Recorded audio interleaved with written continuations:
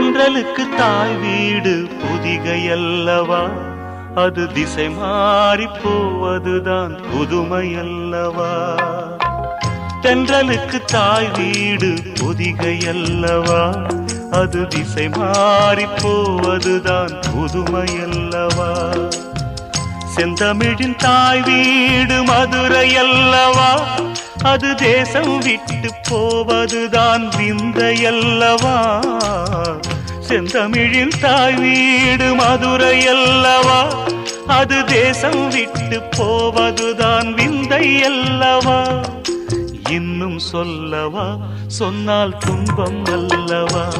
நான் இன்னும் சொல்லவா, சொன்னால் துன்பம் அல்லவா. தென்றலுக்கு தாய் வீடு புதிகையல்லவா, அது திசை மாறி போவதுதான் புதுமையல்லவா.